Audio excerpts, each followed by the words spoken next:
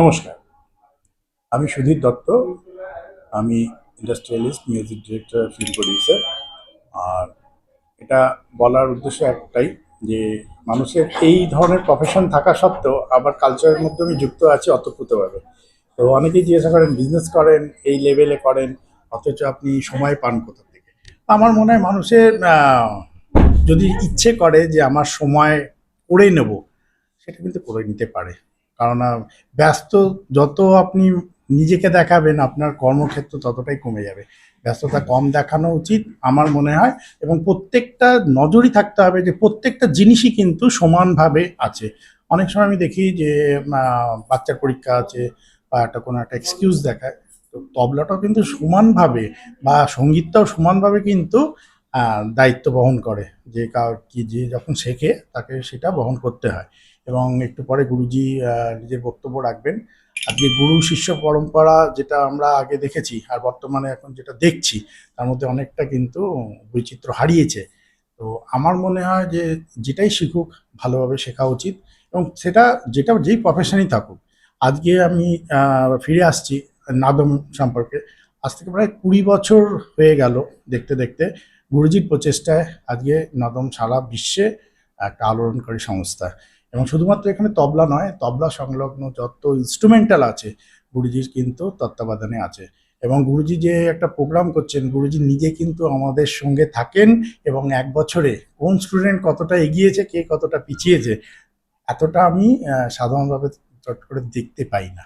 তো এইটা একটা গুরুজি আমরা ভাগ্য করে পেয়েছি। এবং আমি প্রায় 25 বছর আগে নিজের ব্যবসা বাণিজ্য এসব সম্পর্কে মানে পিছনে ছুটতে গিয়ে আমি অনেকটা সময় আমি হারিয়ে ফেলেছি। আবার আমি আমার ছেলেকে গুরুজির কাছে দিয়েছি।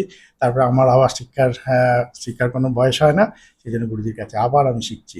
তো বিগত আমার 40 বছর আমার মিউজিক প্রফেশনে আমার হয়ে গেছে। অনুষ্ঠানটা সম্পর্কে আজকের অনুষ্ঠান আজকে প্রথম দিন 8 তারিখ, এবং কালকে সেকেন্ড দিন হচ্ছে 9 তারিখে। এখানে সারা ভারতবর্ষ এবং বিশ্বের দিকপালরা এখানে থাকবে। এবং গুরুজি যাদের যাদের ডেকেছেন, মনে হয় সবারই আমাদের ভাগ্য যে গুরুজি ডেকেছেন, এখানে সমস্তভাবে আপনারা ডান্সে দেখতে পারবেন। আপনারা মানে ডান্সের মধ্যে তারতম্য, ভারতনাট্যম, তারপরে ওড়িশি সব রকম থাকবে। পাখোয়াজের সঙ্গে তবলা, ওর ডিফারেন্স কি আছে, ঘরানা কি আছে, ঘর আর ঘরানার মধ্যে এগুলো সমস্ত গুরুজি বলবেন। তো ঘরানা বলতে যেই জায়গাটা বোঝায়, আমরা যেমন গুরুজির বেনারস ঘরানায় বহু বছর পণ্ডিত কিষান মাহারাজজির ছাত্র। তো ওটা বেনারস ঘরানার একটা দিক। তো বেনারস ঘরানা বলতে কি, আমাদের যেমন যদি আমি অন্যভাবে আসি, যেমন বেনারসি শাড়ি, হ্যাঁ, তো এরকম আমাদের যেমন তাঁতের ফুলিয়া। তো আমাদের এই ঘর আর জন্মটা হচ্ছে সেই জায়গায়। কেউ যখন তবলা বাদক একজন ভালোভাবে শোনেন কার তবলা, তিনি কিন্তু বুঝতে পারেন যে এটা কোন ঘরের থেকে তবলাটা বাজানো হচ্ছে। তো এইটাই হচ্ছে ঘরানা। তো গুরুজি যেমন ওনার বাবা পণ্ডিত বিশ্বনাথ বোস, বিদুষী ভারতী বোস, এরা জন্মসূত্রেই মানে জন্মেই হয়তো এমন ব্যাপার যে কি আর বলবো, যে ওনারা যেই ঘর থেকে বিলংস করেন সবাই একজন মানে টপমোস্ট মানে মিউজিশিয়ান। এই ধরনের এই যে আয়োজন, এই আয়োজনটা কি সমাজকে পরিবর্তন করার একটা নির্দেশ বা আদেশ, নাকি না সমাজের যে সকল ছেলে মেয়েরা বেলাইন হয়ে যাচ্ছে তাদেরকে একটা পথে নিয়ে আসা, বা ভালো লাগা, ভালোবাসা সংস্কৃতির প্রতি বা বাজনার প্রতি? কারণ এই যে বাজনাগুলো, এগুলো হচ্ছে আমাদের সঙ্গীতের একদম শুরুর দিকের বাজনা। আর সেই সুরটা মনে এবং শরীরে না থাকলে, কানে না থাকলে বা মস্তিষ্কে না থাকলে কেউ এই জগতে আসে না। খুব ভালো প্রশ্ন করলেন, কিন্তু এটা অনেক মানে বিস্তারিত মানে ব্যাপার। আর প্রথম কথা হচ্ছে, পুরনো নতুন বলে কিছু নেই, আপনাকে কানটা পাল্টাতে হবে এবং যুগের সঙ্গে তাল মেলাতে হবে। আমি টাইপরাইটারের যুগে ছিলাম, আমি টাইপটাই ভালোবাসি, আমি কম্পিউটার ভালোবাসবো না, সেটা কিন্তু এখানে কখনোই বলা হচ্ছে না। গুরুজি তখনও যা বাজাতেন, এখনো যা বাজান, আগামী দিনে যতদিন বাজাবেন, গুরুজি কিন্তু তারতম্য ঠিক আছে। গুরুজি প্রত্যেক সময় নতুন রিসার্চ নিজের তবলার আঙুলেই বলে দেয় সেটা। গুরুজির যেটা একটা বিরাট মহত্বপূর্ণ প্রশ্ন করলেন, এটা বার্তাটা কি? বার্তাটা এই জন্যেই, যে তবলা বাজাতে এসছো, যে তবলা শিক্ষা ক্ষেত্রে এসছো, তাকে একদম ডেডিকেশন করতে হবে। যে গানে আছে, সে যেটা যাকে ভালো লাগে, তার ডেডিকেশনটা একটা মারাত্মক জিনিস। সেই ডেডিকেশনে আজকাল প্রচুর অভাব আছে। এখন মানুষে কি করে নিজের নাম ফেমাস করবে সেইটা নিয়ে খুব ব্যস্ত, এক্ষুনি করতে হবে। মানে ওই ধরুন 2 বছর শিখলো, আমাকে স্টেজে দিতে হবে। 2 বছর অনেক বেশি। 2 বছর বললাম, আর অনেক চ্যানেল নাম বলছি না, ওই চ্যানেলে গান গাইলে না তো আমার সিঙ্গার হওয়া যায় না। আর গুরুজির বাবা যেমন পদ্মশ্রী মান্না দের সঙ্গে গুরুজি বাজাতেন, একদিন ধরা পড়ে গেছিল, তো গুরুজিকে শাস্তি দিয়েছিল। আর আমাদের এখানে হলে ওই বাবা মারা বলবে যে বাবা বাজিয়েছে, দেখো চতুর্দিকে হাই হাল্লা। আগেকার দিনের যে পরিকাঠামো, শিক্ষা ব্যবস্থা, শিক্ষা নীতি এখনের থেকে আকাশ পাতাল। যার জন্যেই একজন মাধ্যমিকের যদি স্টুডেন্ট হয় সেই সময়কার, আর এখনকার প্রায় দেখবেন সেটা হয়তো মাস্টার ডিগ্রি সমান হয়ে গেছে। এটা একটাই কারণ, সেটা হচ্ছে বেস এদের খুব কাঁচা থাকে, এবং যেই বেসটা সঠিক করতে গেলে যেই ধৈর্যটা নিয়ে শেখার দরকার হয়, একাগ্রতার দরকার হয়, সেটা কিন্তু থাকে না। সিনেমার জগতে মানে কি বলবো, একটা পরিচালক হিসেবে, প্রডিউসার হিসেবে একটা কাজ করা, পাশাপাশি সাংস্কৃতিক জগতের কিছু জিনিস নিয়ে সিনেমা করা, সেইখান থেকে একেবারে উল্টো পথ। এটা একদম একদম উল্টো পথ। এই প্রশ্ন আমাকে সবাই করেন, কারণ যারা আমাকে খুব কাছ থেকে দেখেছেন তারা বলেন যে আপনি সময় কোথায় পান। আমি একটাই কথা বলি যে ইন জেনারেলি দেখবেন যে 24 ঘন্টার মধ্যে আমরা ঘুমিয়েই কাটিয়ে দিই 12 ঘন্টা। রেস্ট 12 ঘন্টার মধ্যে আমাদের বিভিন্ন রকম সময় নষ্ট করা, পিএনপিসি করা, এটা একটা বিরাট একটা সময়। এখন আবার অনেক কিছু এসব দৌলতে, মিডিয়ার জগতে, ফেসবুক বা এসব জগতের জন্য অনেক সময় নষ্ট করে দেয়। তারপরে যেটুকুনি বেঁচে থাকে সেটা হ্যাপাজার্টলি কাজ করা হয়। তা থাকবে সময়। হ্যাঁ, তুমি যে সময়টা ধরে প্র্যাকটিস করতে, যত ঘন্টা, তোমার ছেলেকেও নিশ্চয়ই চাইছো সেইভাবেই করতে, আশা করি। একদম। কিন্তু আজকালকার ছেলে মেয়েরা তামাম সত্যি কি এত সময় দেয়? না, দেয় না, যারা দেয় না তারা সেই জায়গায় পৌঁছাতে পারে না, কিন্তু যারা দেয় তারা তো পৌঁছাতে পেরেছে। গুরুজির প্রচুর ভালো ভালো ছাত্র আছে যারা দেশে বিদেশে সব জায়গায় বাজিয়ে বেড়াচ্ছে, এবং শুধু বাজাচ্ছেন না, মানে আজকে পণ্ডিত বিশ্বনাথ বোস মিউজিক কলেজ যে আছে, তো সবাই এক নামে চেনে। গুরুজির প্রচুর ছাত্র আছে যারা গুরুজিকে ওই জায়গাটা ইমিটেট করেছে, যে কতটা প্রোগ্রাম করতে গুরুজি, বাকি যারা আছেন সবার সবার তারা কথাই বলছি, প্রত্যেকেই দিকপাল। একদম একদম প্রত্যেকে, মানে আমি এখানে গুরুজি সম্পর্কে বলছি, আপনারা এসছেন গুরুজি সম্পর্কে বলার জন্য, এখানে যারা যারা আছেন প্রত্যেকে দিকপাল, প্রত্যেকেই। এখানে আর কিছু মানে আলাদা করে বলার বিষয়বস্তু নাই। এখানে যারা আছে পণ্ডিত যে পণ্ডিত আমাদের কি বলবো, পণ্ডিত কিষাণ মহারাজজি, যার বায়ায় আপনারা আপনি গণেশ বন্দনা বলুন, সমস্যা সমস্ত আছেন। কিছু, হ্যাঁ, বেনারস মানেই উনি। আর বেনারসের সঙ্গে আমার গুরুজি পণ্ডিত কুমার বোসের ওতপ্রোতভাবে জড়িত, বহু বছর ধরে শিখেছে। তো গুরুজির বয়স কালেও পর্যন্ত শিখেছে। আমাকে অনেকে বলে যে আপনি 25 বছর আগে গুরুজির কাছে এতদিন শিখেছেন, এখন আবার শিখলেন না, এগুলো শিক্ষার কোনো শেষ নেই, অন্তিম যাত্রা পর্যন্ত আপনাকে শিখে যেতে হবে। আর সেইটাকে যদি আমরা মনে করি যে আমি অনেক কিছু শিখে গেছি, তাহলে কিছুই না। তুমি একজন প্রডিউসার, একজন মিউজিক লাভার, প্লাস একজন মিউজিক আমি ডিরেক্টর, অ্যারেঞ্জার, কম্পোজার। ঠিক আছে? সেই জায়গা থেকে আজকের সমাজকে কি বার্তা দিতে চাইছো, আমি যেটার জন্য আজকের এই অনুষ্ঠান? আমি সব ব্যাপারই দেখুন, সঙ্গীতটা শুধু শুধু তবলা নয়, নৃত্য আছে, সবকিছু কলা মিলিয়ে। নিয়েই, সমস্ত নিয়েই সঙ্গীত। এবার আমি যে কোনো ফিল্ডের একটাই কথা বলতে চাইছি, আজকালকার দিনে কিন্তু ছেলে মেয়েরা প্রচণ্ড ইন্টেলিজেন্ট, ইন্টেলেকচুয়াল। আমি একটা উদাহরণ দিলে বুঝতে পারবেন, একটা বাচ্চা জন্মানোর পরে 4 মাস 3 মাসের পরে দেখবেন কোনো কিছু একটা দিন, ও যেগুলো এক্সেপশনাল মানে কারিকুলাম মানে দেখাবে, অ্যাক্টিভিটিস দেখাবে, সেগুলো আমরা কিন্তু জীবনে হইও নি, পারিও নি। একটা মনে করুন মোবাইলই একটা দিয়ে দিলেন, আমরা তো পাইও নি সেই সময়, আমরা তো বুঝিও নি। আজকে 2-3 বছর একটা বাচ্চাকে একটু নাড়ান, দেখবেন যে তার অনেক হাই লেভেলে তাদের কথা বলে। কিন্তু একটা জায়গায় একটু গন্ডগোল হচ্ছে, ধৈর্য, পেশেন্স রাখতে হবে। আর ডেডিকেশন একটা বিরাট দরকার পড়ে। ডেডিকেশন না থাকলে কোনো ফিল্ডে, তবলা বাজাও, পড়াশুনো করো, সে প্রফেশনাল যেটাই হোক, যে কোনো ফিল্ডে আমি বলছি, নাচ হোক, গান বাজনা, যে যে কোনো ফিল্ডে ডেডিকেশন থাকতে হবে, এবং যে গুরুকে তুমি গুরু মানবে তার পথটা কিন্তু অনুসরণ করতে হবে। নমস্কার। নমস্কার, আমি কুমার বোস। আজকে এই যে নাদমের অনুষ্ঠান হতে চলেছে, এর গোড়াপত্তন বলতে যা, সেটা হচ্ছে আমার বাবা, এটা আমার বাবার দাদু, আমার তালুই মশাই হলো। তো ওনার নামে অক্ষয় সঙ্গীত তীর্থ বলে একটি অনুষ্ঠান করতেন। তো আমার বাবার কাছ থেকে এইটা আমার পাওয়া যেটা, সেটা হচ্ছে কি, যে ছাত্ররা যারা আমাদের কাছে শিখতে আসে এবং যারা একেবারেই নবিস, যেমন আমরাও শিখি, এখনো শিখি, আমরাও নবিস, কিন্তু একদম যাদের গোড়া শুরু করা হয় ছোট বাচ্চাদের মতো, তো তাদের জন্য একটা প্ল্যাটফর্ম তৈরি করা। এর 2-3টে কারণ আছে। মেন কারণ হচ্ছে যে বাচ্চারা বছরে একবার যদি একটু মঞ্চে বাজাতে পারে, তাহলে তাদের একটা ইন্সপিরেশন আসে, আনন্দ থাকে একটা।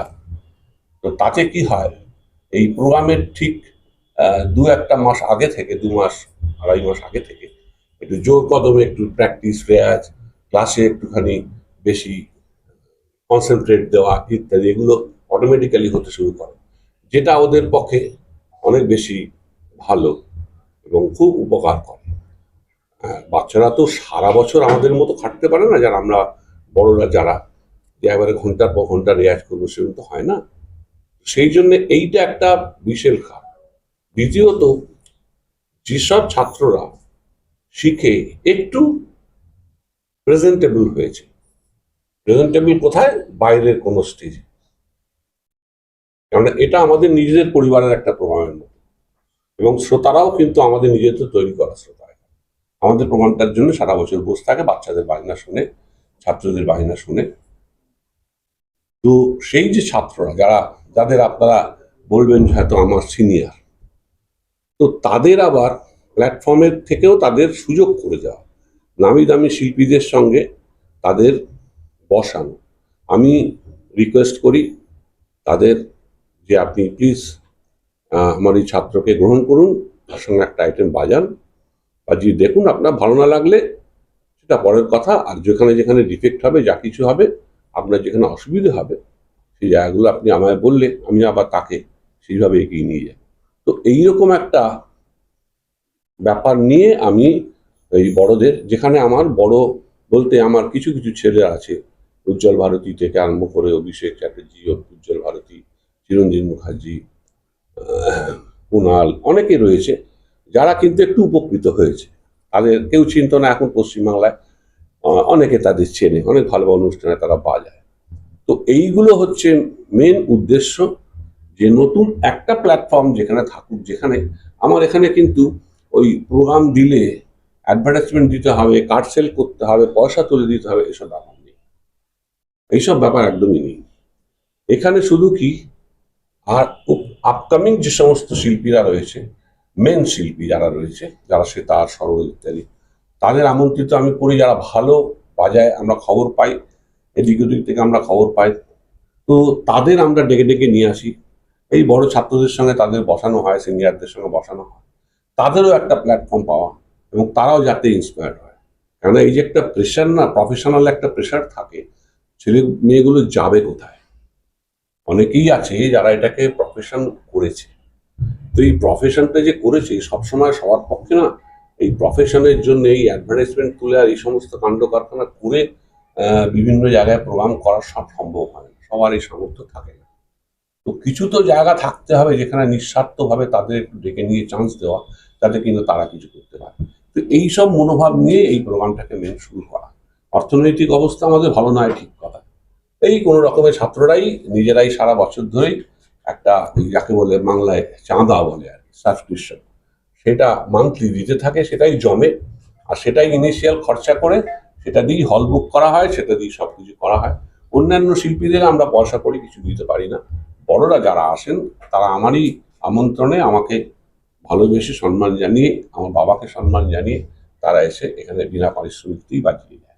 অটোমেটিক্যালি সেইভাবে সম্ভব হয়। তবে কি, অর্থ পেলে হয়তো এটাকে আরো বড় জায়গায় নিয়ে যেতে পারবো, এখনো পাইনি, পেলে দেখা যাবে।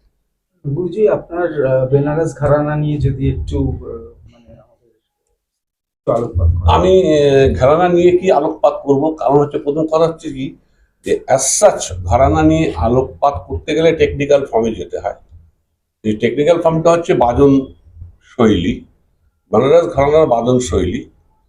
তো তাতে সব থেকে প্রথম ইনিশিয়াল যেটা, যে অন্যান্য ঘরানাতে পেশকার দিয়ে শুরু করা হয়, আমরা উঠান দিয়ে শুরু করি, তারপরে আমার আওচার বাজাই, তারপরে আমরা অন্যান্য সাবজেক্টের মধ্যে যাই। কিন্তু অ্যাকচুয়ালি এখানে বললেই যে ঘরানা শেষ হয়ে যায় তা নয়। বেনারসের বাজের মধ্যে, বেনারসের পুরনো যারা প্রবর্তক, যারা এই ঘরানা তৈরি করেছেন, তাদের বাদন শৈলী যা ছিল, সেই মিল যদি পাওয়া যায় তবেই তাকে ঘরানাদার বলে মেনে নেওয়া যেতে পারে। এবং তাতে বেনারস ঘরানার কিছু কিছু বোল, কিছু কিছু কম্পোজিশন আছে যেগুলো খুব ভীষণভাবেই এস্টাবলিশ, প্রতিষ্ঠিত বোল। সেই বোলের ওপর আধার করেই আমরা মেনে নিই যে হ্যাঁ, এ ঠিক বেনারস বাজাচ্ছে। তো ঘরানা হচ্ছে বেসিক্যালি, দেখুন এখন তো আর রাজা মহারাজার সময় নেই। ঘরানা তৈরি কি করে হয়েছে, বাদন শৈলী দিয়ে যে ঘরানা তৈরি হয়েছে তা নয়। কিন্তু ঘরানাটা কিছুটাই হয়েছে যে তখনকার দিনে রাজা মহারাজারা তারা দরবারে নিজেদের স্টেটে আর্টিস্ট রাখতেন, দরবারে সেই আর্টিস্ট প্রেজেন্ট করতেন। তার বাজনা যখন সবাই মিলে খুব মেনে নিত, খুব উৎসাহিত তাকে করত, তখন রাজা একটা ডিক্লেয়ার করতেন যে আপনারা মেনে নিন, আমার স্টেটের শিল্পী, আর এর বাদন শৈলীকে আমার ঘরের বেনারসের নামে দেয়া হোক, কি ফারুকাবাদের নামে দেওয়া হোক, বা লখনৌর নামে দেওয়া হোক। এইভাবে কিন্তু ঘরানা মেনলি তৈরি হয়েছে। তবে ডেফিনেটলি তার সঙ্গে related to that style of playing, যে মানুষ বাজিয়েছে, যে শিল্পী বাজিয়েছে তখন দরবারে বসে, তো অটোমেটিক্যালি সেই স্টাইলটাকে নিয়েই আমরা চলাফেরা করি। তবে ঘরানা ইজ মোটামুটি এটাই ক্লিয়ার। আর পণ্ডিত, শেষ করব একটা ছোট্ট প্রশ্ন দিয়ে, সেটা হচ্ছে আপনার পাশে যিনি বসে আছেন আমাদের অতি পরিচিত, কিন্তু আমাদের দর্শকদের পরিচয়ের জন্য আপনি যদি একটু ওনার তো একটা আলাদা পরিচয় আছে অ্যাজ এ ইন্ডাস্ট্রিয়ালিস্ট, প্লাস তার সঙ্গে ইজ এ মিউজিশিয়ান এবং আপনার ছাত্র সব থেকে বড় কথা। হ্যাঁ। তো ওনার ব্যাপারে যদি একটু কিছু বলেন। না, সুধীরের ব্যাপারে বলার যেটা সব থেকে বড় কথা সেটা যে সুধীর এসছে আমার কাছে, ও এসেছে, ওর ছেলেও আমার কাছে শিখছে। ওরা টোটাল, ওদের বাড়িতে একটা মিউজিক্যাল অ্যাটমসফিয়ার আছে, ফাইন আর্টসের একটা অ্যাটমসফিয়ার আছে।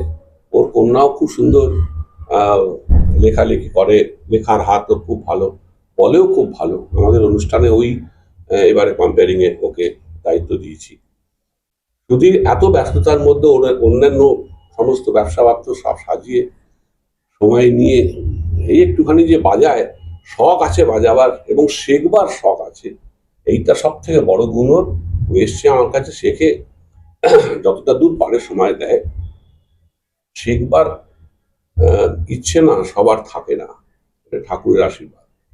গুরু সঙ্গ করা, কিছু শেখা, এইটা একটা ঠাকুরের আশীর্বাদ। এখনকার সময় কিন্তু এটা অনেক অভাব। সবাই চায়, ফলাফলের দিকে তাকিয়ে থাকে, আর সবাই চায় কিছু একটা হয়ে যেতে। কিন্তু কিছু হতে গেলে যে অনুশীলনের দরকার হয়, শেখার দরকার হয়, গুরু বা মাস্টারের দরকার হয়, এটাতে বোধ হয়, মনে হয়, if I am not making any mistake, এখনকার প্রজন্ম বোধ হয় একটু কম বিশ্বাস করে বলে আমার ধারণা। মানে ট্যালেন্টের ওপরে বেস করে তারা বাঁচতে চায়। আমার ট্যালেন্ট আছে, so I can do anything. Yes, you can do anything. You have talent, I do agree, you can do anything. But the thing is, whatever you are doing, that is absolutely the 100% of that successness. সেটাই কি শেষ কথা? তার থেকে ভালো কি হতে পারে না? তার কোনো সমালোচনা হতে পারে কি পারে না? ঠিক। তাহলে সেইগুলো কে করবে? গুরুর কাজ তো শুধু শেখানো নয়। গুরু কিন্তু, আমাদের গুরুরা সমালোচক ছিল।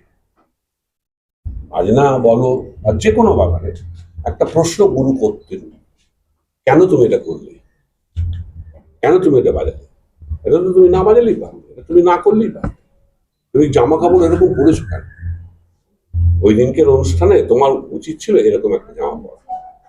এই যে সমালোচনা, এর মাধ্যমে একটা শিক্ষা। সুতরাং এইটা দরকার আছে। আর আরেকটা কি, যে ট্যালেন্ট থাকলেই হলো না, গুরুকে টোপকে কিন্তু ট্যালেন্ট যেতে পারবে না কোনোদিন। তার একটা খুব সহজ আমি হিসেব দিতে পারি। সেই হিসেবটা হচ্ছে, গুরু যদি 10 বছরের আমার থেকে বড় হয়, 20 বছরের আমার থেকে বড় হয়, তার মানে 20 বছর আগে আমার থেকে আগে সে সূর্য দেখেছে। আর এই 20 বছরের তার যে অভিজ্ঞতা, সেটা আমি ট্যালেন্ট দিয়ে আমার মনে হয় না রাতারাতি টপকানো যাবে। তা না হলে চাকরি বাকরি থেকে আরম্ভ করে যে কোনো ক্ষেত্রে ইন্টারভিউতে একটা বড় প্রশ্ন, do you have any experience? তাহলে অভিজ্ঞতার একটা বিশাল দাম আছে। আর গুরুদের অভিজ্ঞতা শিষ্যর থেকে বেশি হয়, এই কথা। গুরু মানে তো পথ প্রদর্শক। বললাম, পথ প্রদর্শক, সমালোচক, শাসক, আবার প্রেমিক। একদম। গুরুর কাছে প্রেমও পাবে। গুরুর কাছে তুমি শুধু শাসন পাবে তাও হয় না, শুধু প্রেম পাবে তাও হয় না। গুরু তোমাকে প্রেম ভালোবাসা সেও দেবে, স্নেহ দেবে, ভালোবেসে কাছে টেনে দেবে। আবার গুরুর সমালোচনাও তোমাকে অ্যাকসেপ্ট করতে হবে। গুরুর শিক্ষা তালিম সেটাও তোমাকে অ্যাকসেপ্ট করতে হবে। গুরুর যদি ভুল হয়, তাও তোমার কিন্তু গুরুর কাছে বলা উচিত, তাকে পারমিশন নিয়ে, যে গুরুজি আমার মনে হয় আপনি বোধহয় এখানটা একটু ভুল করছেন। কিন্তু গুরুর একটা বিরাট রোল থাকতেই হয়। পিতা গুরু, মাতা গুরু, এরাও গুরু স্থান নিয়েছেন। যার জন্যই বোধহয় গীতাতে ভগবান শ্রীকৃষ্ণ বলেছেন যে গুরুরই সব থেকে বেশি স্থান, সব থেকে বড় উঁচু স্থান। আগে গুরুস্থান, তারপরে ভগবানের স্থান। এখানে একটা ছোট্ট প্রশ্ন। হুম। আজকালকার ছেলে মেয়েরা ম্যাক্সিমাম ক্ষেত্রে কিন্তু গুরু বদলায়, কিন্তু বদলায়। এই গুরু বদলানোর মধ্যে তো এই প্রশ্নটা উঠে আসে যে আসল গুরু কে, হ্যাঁ, না, কে আমার পথ দেখাবে। ঠিক কথা, ঠিক কথা। কিন্তু প্রশ্ন আসতেই পারে, কিন্তু আসলে কি হয়, মানুষ মাত্র ভুল হয়, অনেকে না বুঝে অনেক কিছু করে থাকে। তার মানে এটা নয় যে সে ঠিক করছে। গুরু বদলেছে, কিন্তু সে কিন্তু জানে না যে গুরু বদলাবার প্রয়োজনীয়তা ছিল কিনা। ঠিক ঠিক। এবং গুরু বদলালেই যে তার প্রবলেমটা সলভ হবে সেটাও ঠিক কিনা সেটাও কিন্তু সে জানে না। সে একটা অ্যাজামশন, একটা আন্দাজে ঠিক করে নিয়েছে যে আমার গুরুটা বদলানো উচিত, বদলালে বোধহয় আমারটা ভালো হয়ে যাবে। না, আমি আরেকটু আগে এগোতে পারি। হ্যাঁ হ্যাঁ, সুতরাং ভুল করেছে, ভুল করে ফেলে। কারণ কি, গুরু এক, যেমন ভগবান এক, গুরু এক। যাকে তুমি গুরু বলে মানবে সেই তোমায় সব দেবে, তোমার অন্যদিকে যাওয়ার দরকার পড়বে না। তোমার যদি মনে হয় তুমি গুরু ছেড়ে অন্য কারোর কাছে যাচ্ছ, তার মানে বোধহয় ধরে নিতে হবে যে তোমার সেই গুরুর প্রতি পূর্ণ আস্থা বা পূর্ণ বিশ্বাস ছিল না। আগে একটা কথা ছিল নাড়া বাঁধা। নানা বাধা কথা ছিল শিষ্যত্ব গ্রহণ করা বা শিষ্যকে গ্রহণ করা। সেটা এখনকার সময় সম্ভব না, কারণ তার যে সিস্টেমটা, আমি যার জন্য না বাধি, কেননা সেই সিস্টেমটা আমি করতে পারবো না। কারণ এই জন্য পারবো না, তখন নাড়াবাঁধার সিস্টেমটা কি ছিল যে বাবা ছেলেকে গুরুর কাছে নিয়ে গেল, গুরু যেটা সেটা দেখে তাকে পছন্দ হলো, এবারে গ্রহণ করবে বলে সে জানালো যে ঠিক আছে আমি তোমার ছেলেকে গ্রহণ করবো ছাত্র হিসেবে। এই গ্রহণ করার পর গুরু গ্রহণ করবে ছাত্রকে, তাহলে তুমি কি করবে, তোমাকে কি করতে হবে, তোমার ওই ছেলের সঙ্গে তোমার যা আছে জমি জমা ইত্যাদি, গরু ছাগল সবকিছু তোমায় দিয়ে দিতে হবে। মানে সেটা তুমি গুরুকে প্রণামী দিলে, ভালো কথা। কিন্তু গুরু কি হলো, এই যে ছেলেকে গ্রহণ করলো এবং এত কিছু নিল, তাতে কিন্তু গুরুর প্রতিশ্রুতি হলো যে ছেলে কিন্তু তার কাছে ছেলের মতো হলো, সত্যিকারেরই ছেলের মতো হলো। অর্থাৎ গুরুর যদি মনে করো যে একটা ছেলে থাকে, সন্তান থাকে, গুরুর অবর্তমানে গুরু মারা গেলে ওই ছেলে যদি সম্পত্তির 50% ভাগ পায়, তাহলে এই শিষ্য ও ছেলে 50% ভাগ পায়, মানে তার জায়গা হয়ে গেল। অটোমেটিক্যালি এই ছেলের সম্পূর্ণ দায়িত্ব, তাকে নাম করানোর দায়িত্ব, তার জীবনের সমস্ত ভবিষ্যতের দায়িত্ব সব গুরু নিয়ে নিল। তা আমি যদি এখন নাড়াবাদি, আমি কি এত দায়িত্ব নিতে পারবো? আমার ঘরে থাকবার কোথায় জায়গা? পারবো না। এর সঙ্গে আনুষঙ্গিক আরো যেগুলো বললাম, যে আমি নাম করাবো, এখনকার সময় এভাবে নাম করাবো বললে করানো যায়? এত বেশি ভেতরে এত বেশি কমপ্লেক্স তৈরি হয়েছে, এখানে এত বেশি লোকজনের ভিড় হয়েছে, ইচ্ছে করলেই যায় না। সব নানাদি রকম ব্যাপার আছে, সুতরাং নানাদের কি লাভ আছে? ওই সামান্য একবারের প্রণামী, কিছু পয়সা, কাপড় চোপড়, এর জন্য তা আমার যেটা মনে হয় না, তাই না? তো যাই হোক, এইসব নিয়ে ছেলেপুলেদের এসব দিতে চাই, বলতে চাই, যাতে এখন একটু ছেলেদের মনোভাব যাতে ভালো হয়। কেননা মোবাইল, ইলেকট্রনিক্সের যুগ, তারা অন্যান্য অনেক কিছু দেখিয়ে, অন্যান্য অনেক কিছু দেখে মাথাটা খারাপ হয়ে যাচ্ছে। আমরা, আমার সর্বসা করলে 30-40 বছর, ইফ নট মোর, আমি বিদেশ ঘোরাফেরা করছি এবং 6 মাস 7 মাস করে বিদেশ থেকেছি। তো এভাবে এখন সম্ভব না, হয়তো অনেকে দেখেছি। আমি একটা কথা বলি, এই যে গত সপ্তাহে আমাদের উইমেন্স টিম চ্যাম্পিয়ন হলো, ওদের ক্যাপ্টেন, সাউথ আফ্রিকার যে ক্যাপ্টেন, সেই মেয়েটি একটি বয়ান দিয়েছে লন্ডন একটি জায়গাতে। বলেছে কি বলেছে সোমবার মনে, তার বটম লাইন বলছে, একদম ব্রিফটা বলছে, সে বলছে যে দেখো, শুধু মেয়েরাই যে খেলেছে তা নয়, আমি দেখলাম যে পুরো দেশটাই খেলছে, তাদের সিনিয়ররা তাদের ইন্সপায়ার করছে, তাদের দেশের প্রতিটা মানুষ তাদের ইন্সপায়ার করছে। তোমাদের খেতে, পড়তে, শুতে তোমাদের ভেতরে খেলা, তোমরা সারা দেশটা মিলে খেলছো, আমাদের জেদবারই তো কথা। আমাদের দেশের অনেক প্লেয়ার আছে, অনেক মন্ত্রী আছে, অনেক কিছু আছে, কেউ খোঁজই রাখেন না যে আমরা এখানে খেলতে এসেছি, আমরা হেরে গেলাম না জিতলাম, কেউ কোনোদিন জিজ্ঞেসও করেনি, খোঁজও রাখে না। তো তোমাদের তো জেদবার কথাই। তো এইটা একটা বড় শিক্ষণীয় কি, এটা বেশি করে দেখানো উচিত ওয়েস্টার্ন ওয়ার্ল্ডের।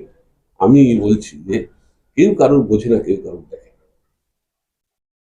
সুতরাং এই যে ওয়েস্টার্ন স্টাইল আমরা নিতে চাইছি, লাইফস্টাইল নিতে চাইছি, এটা কি আমাদের পক্ষে ভালো হবে? এটা কি শেষ পর্যন্ত আমাদের ভালো লাগবে? একদমই ভালো লাগবে। বাবা ছেলেকে জিজ্ঞেস করে না, বা ছেলে বাবাকে জিজ্ঞেস করে না, আমরা মেনে নিতে পারবো শেষ পর্যন্ত? ছেলে বাবাকে নাম ধরে ডাকে, hi John, who is John? Is my father. সেইটা কি হবে? আমার কনিষ্ঠ ছোট ভাই ও আছে আমাদের সঙ্গে, আমার দেবজ্যোতি বোস সরদে। তো এটাই আর কি, যে আজকের মোটামুটি এর মধ্যে নাদমের মধ্যে এটাই বললাম, যে নাদমের মেন যে জায়গাটা সেটা হচ্ছে এটাই, যে আপকামিং আর্টিস্ট এবং ছাত্রবর্গদের তুলে ধরতে হবে, তাদের দিতে হবে। তুমি কি একটু ছোট্ট করে কিছু বলে দাও? আমার ছোট ছোট দুটো প্রশ্ন ছিল। হ্যাঁ, সেটা হচ্ছে, নাম্বার ওয়ান, দেখি যে কোনো সাংস্কৃতিক অনুষ্ঠানে শিল্পীরা জনপ্রিয়তা পায়, সেখানে সহযোগী শিল্পীরা এখন ইদানিং চালু হয়েছে, শিল্পী গানের শেষে বা মাঝখানে সহযোগী শিল্পীদের পরিচয় করে দেন, কিছু হাততালি হয়।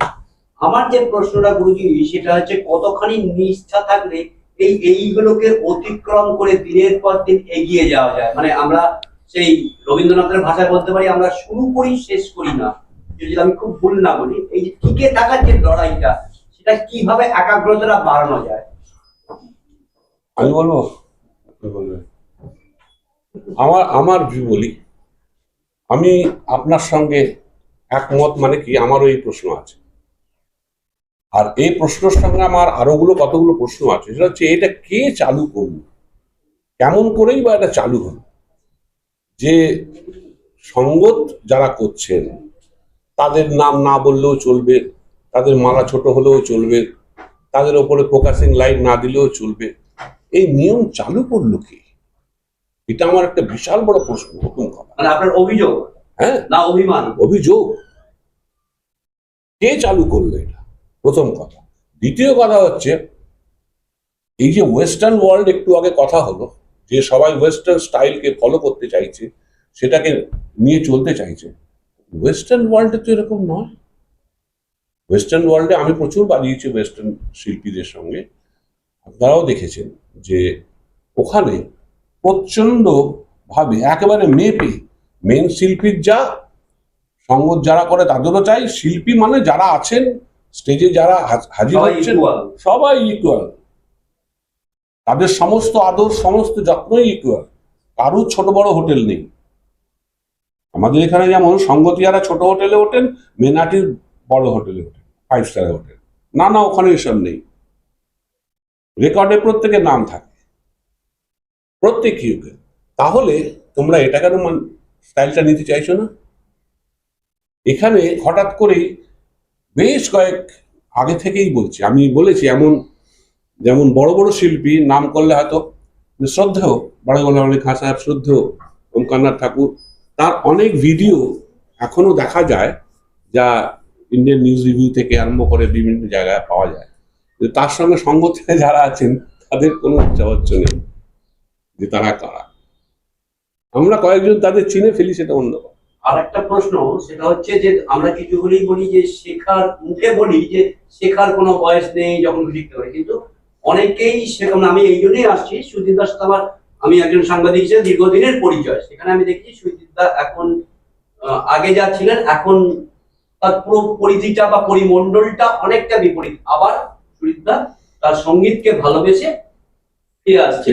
এখানে সুজিত দাকে নিজেকে এগিয়ে নিয়ে যাওয়ার জন্য সুজিত দাকে কি করণীয় বলে মনে করেন? মানে আমি সুজিত দাকে জাস্ট একটা এক্সাম্পল এক্স যদি ধরি, তাহলে ওই রকম কোন লোক যদি তার মনের মধ্যে একটা গানের বা সাংস্কৃতিক পরিমণ্ডল রয়েছে, সেখান থেকে সে বেরিয়ে আসতে গেলে কি করতে আমি বলেছি, আমি সবসময় সবাইকেই বলি, এটা আমি বলছি, হ্যাঁ যেটা একটা তো শাস্ত্রীয় সঙ্গীত, তো যেটা আপনি আগে প্রশ্ন করলেন না, যদি পেছনে যান তাহলে দেখবেন একটা ফিউডাল সিস্টেম অনুযায়ী চলে এসেছে। কোনো এক সময় রাজা মহারাজা ছিল, পরের দিকে কর্পোরেট। তাহলে আপনি তানসেনের নাম জানেন, তানসেন তো একা গাইতো না, কেউ না কেউ ছিল, তাদের নাম জানেন না। তো সেই সিস্টেম বদলায়নি, সামাজিক অবক্ষয় বেড়েছে বলে আরো হয়তো একটু বেড়ে গেছে। এটা কি অজ্ঞতা আমাদের? অবশ্য অজ্ঞতা কেন, আমি বলছি সামাজিক অবক্ষয়। কারণ কি, আমরা অন্যান্য দিক থেকে এত বেশি এগিয়ে আসছি, টেকনোলজি বলুন সব দিক থেকে, এইটা সমষ্টিগতভাবে ভাবতে পারছি না। শাস্ত্রীয় সঙ্গীত বলে না, শিল্পকলার যে কোনো বিভাগের কিছু ভালো আর কিছু খারাপ থাকে। শাস্ত্রীয় সঙ্গীতের খারাপ দিক হচ্ছে মানুষকে ইন্ডিভিজুয়াল করে দেয়। সে ভাবতে পারে না যে একসঙ্গে 3-4 জন কিছু করব। সেভাবে আমি পণ্ডিত, আমি উস্তাদ, এটা তো আমার সহকারী। এটা শাস্ত্রীয় সঙ্গীতের কিন্তু একটা ফ্লস। একদিকে যেমন অনেক প্লাস পয়েন্ট আছে, মেডিটেটিভ বা স্পিরিচুয়াল মিউজিক, আর দ্বিতীয় যেটা আপনি বলছেন, সেটা যে কোনো বয়স হোক যাই হোক, সবাই একটা জিনিস গুলিয়ে ফেলছে। সেটা হচ্ছে স্কুলে তো আপনিও পাঠাচ্ছেন পড়াশোনা করতে, স্কুল থেকে কি চাকরি করে দিচ্ছে এরকম তো শুনিনি আমি কখনো।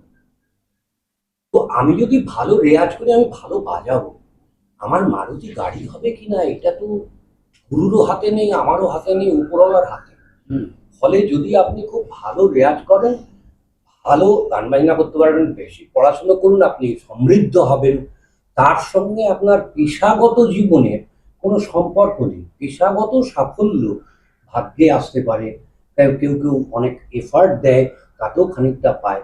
তো এটা কিন্তু শুরু থেকেই হয়ে আসছে। কি কিছু শিখতে গেলে আগেই জিজ্ঞেস করছে যে ও কি সফল হবে, সার্থক হবে কিনা জিজ্ঞেস করছেন। তো এই সফলতার পেছনে দৌড়ে অনেক শিল্পী, যখন আপনারাই বলছেন যে এত নাম হয়ে গেছে অথচ এত গুণী নয়, কারণ সে সার্থক নয়, সে সফল। কিন্তু যদি কোনো শিল্পী দেখেন অত নাম হয়নি কিন্তু অত্যন্ত ভালো, তাকে আমরা সামাজিকভাবে কিন্তু রেকগনাইজ করছি না, সে সার্থক। সার্থকতা সফলতা সব একসঙ্গে নাও হতে পারে, কখনো কখনো হয়েছে, তখন আমরা পেয়েছি অনেক বড় বড় মানুষ। আপনার না, পারমিশনে ওনার এই ওর কথার একটা জায়গায় আমি একটু পরিষ্কার করে দিই। সেটা হচ্ছে ওই যেটা সুধীরকে এক্সাম্পল দিয়ে আপনি বললেন, তাতে করণীয় কিচ্ছু নেই। শুধু ওদের মতো মানুষরা যারা অন্যান্য কাজে ব্যস্ত, তারা শুধুমাত্র 15 মিনিট হতে পারে সময় করে একটু বসা, গুরুর কাছে গুরু যা বলেছেন, যেরকম করে শিখেছে সেইটুকু বাজানো, সেইটুকু মনে করা, তাহলে অন্যান্য অনেক কিছু ভুলে থাকতে পারবে। সঙ্গে সঙ্গে ব্রেনটা অনেক বেশি পরিষ্কার এবং রিল্যাক্সেশন জায়গায় চলে, এইটুকুই ওর কিন্তু সব থেকে বড় পাওয়া।